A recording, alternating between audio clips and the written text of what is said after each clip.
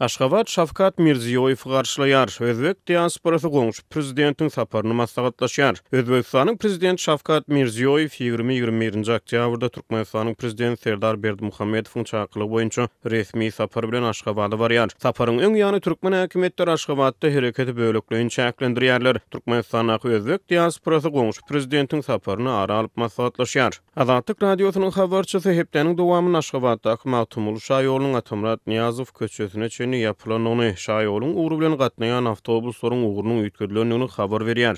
Şeýle-de paýtagtyň bu künjegine ýerleşýän Daşkent seýilgähine ýanaşyk köçeler hem yapyldy.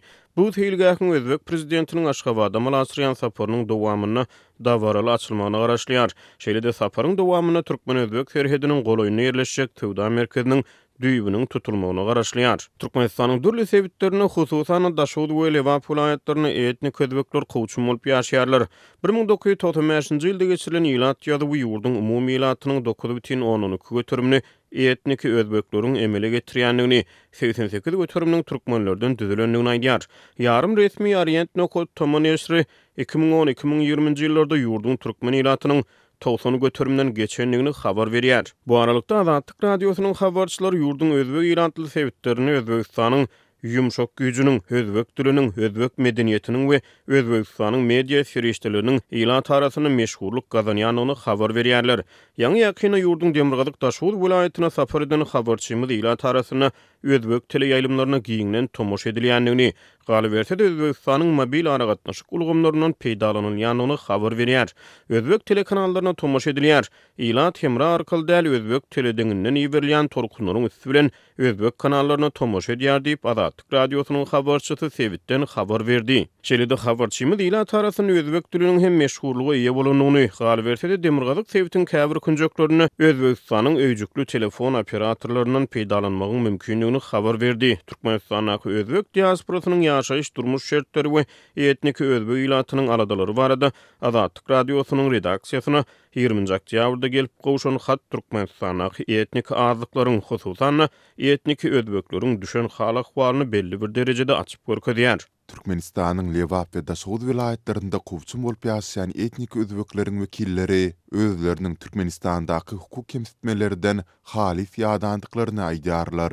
Diýip Azatlygy bilen okuyucu hatyny aýdylýar. Etnik özbek ýylatynyň wekillerine salgylanýan hatyň awtory hususan Türkmenistanyň soňky 30 ýyl bäri dowam edýän türkmenleşdirme siýasatynyň etnik azlyklary aladalandyrýanyny aýdýar. Soňky ýyllarda Türkmenistanyň bilim puwdugyny döwlet tarapyndan öňe sürilýän aşa türkmenleşdirme we ýurtda ýaşaýan beýleki milletler umuman äsgermezlik olary ýok hasabyny görmek siýasaty awtoryň pikiriçe ýurtda ýaşaýan etnik özbek ýaşlarynyň arasyna käbir nägilelikleri we soraglar döredýär. Azatlygyň redaksiýasyny ýiberen hatyň awtory Lewaply bir mugallima salgylanyp Türkmenistanyň etnik özbeklerde döredýän käbir soraglary mysal getirýär.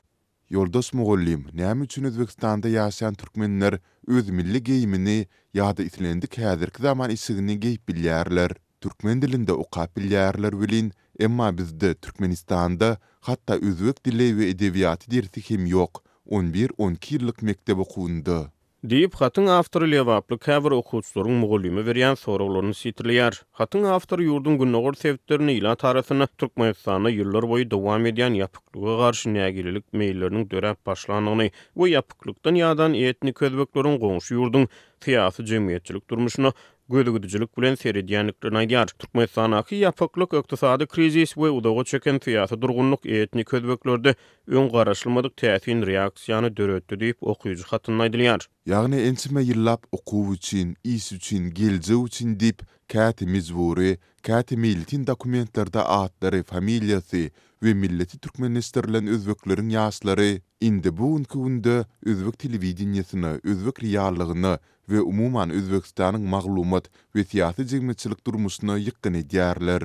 Diýip okuýucu hatyny aýdylýar. Onuň sözlerine görä Lewaply ýaşlar Türkmenistanyň maglumat giňişli we syýasy jemgyýetçilik durmuş bilen deňeşdirilenini Özbekistan barada has köp maglumat bilýärler we Özbekistanyň çinownikleri, sportsmenleri we artistleri, blogerleri tanaýarlar. Yerli ýaşaýjylarda özbek milli egneşiklerine, däpti surlaryna, Özbekistanda galan garyndaşlarynyň durmuşy bilen has içkin tanysmagy bolan gyzyklanmalar artyp başlapdyr.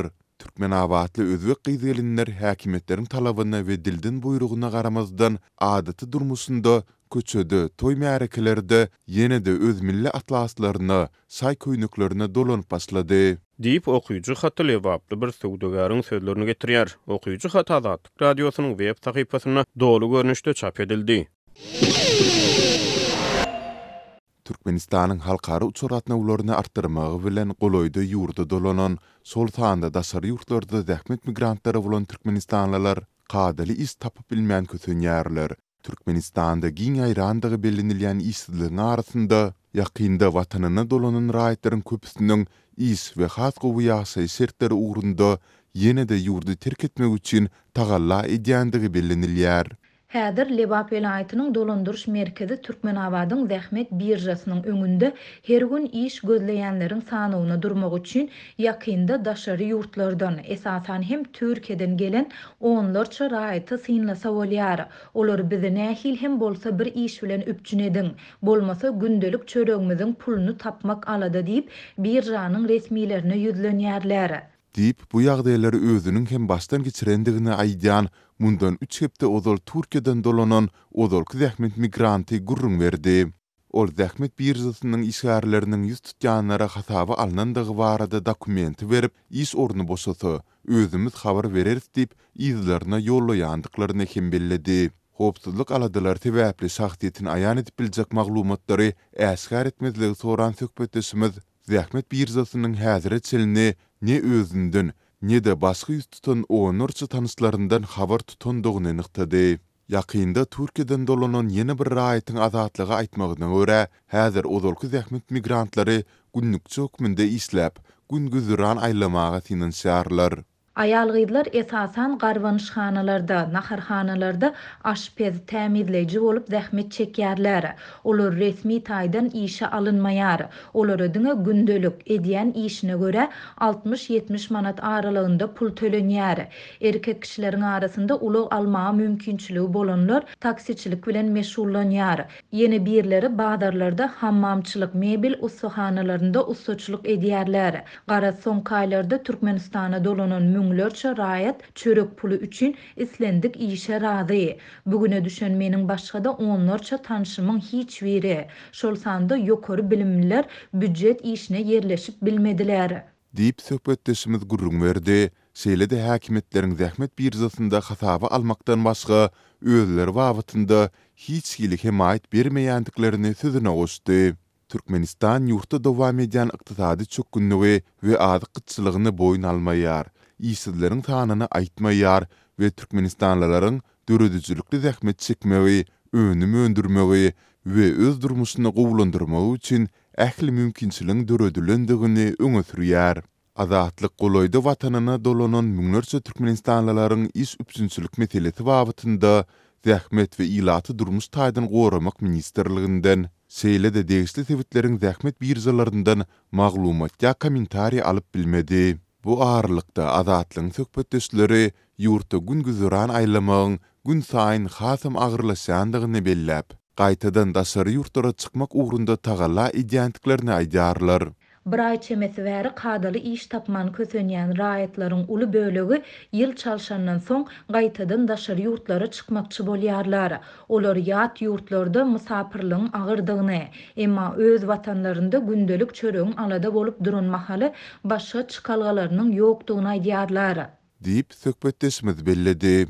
Soňky ýyllarda Türkmenistandan daşary ýurtlara sol sanda Türkiýe we Russiýa gidýänleriň we gitmek isleýänleriň sanynyň artýandygy barada azatlyň habarçylary izigderli maglumat berýärler. Olar munyň esasy sebäplerini ýurtda dowam edýän agyr ykdysady kynçylyklar, işsizlik, azyk ýeter etmezçiligi we gymmatçylygy bilen düşündirýärler. Türkmen häkimetleri bu problemleri ikrar etmeýärler. Ýöne ýurtdan syzyp çykan yktybarly maglumatlar soňky 10 ýylda 2 milliona goloý Türkmenistanyň daşary ýurtlara gidendigini görkezýär. Sol bir wagtda Türkmen häkimetleri ozal wizasyz ýahat düzgünli bolan Türkiýeden öz raýatlary üçin täze giris talaplarynyň girdilmegini soramak, ýolagçylary düşündürüş berilmezden uçurlara göýbermezlik ýaly çäreleri bilen daşary ýurda gitmek isleýän raýatlaryň öňüne böwet bolýarlar. Türkmenistan halkara uçur gatnawlaryny koronavirus pandemiýasynyň arasynda 2020-nji ýylyň martynda toktadyp, olary 2 ýyldan soň, ýagny şu ýylyň maýyndan bäri bölükleýin dikildip başlady. Türkmenistanyň käbir sebitlerinde sakkal goýýan we meçhide barýan adamlary ýydarlamak çäreleri güýçlendi.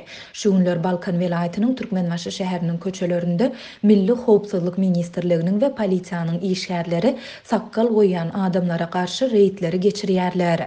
Saklanan adamlar polisiýa merkezlerine alınıp gidilýär we bu ýerde olar sakkalyny sıyırmaga mejbur edilýär.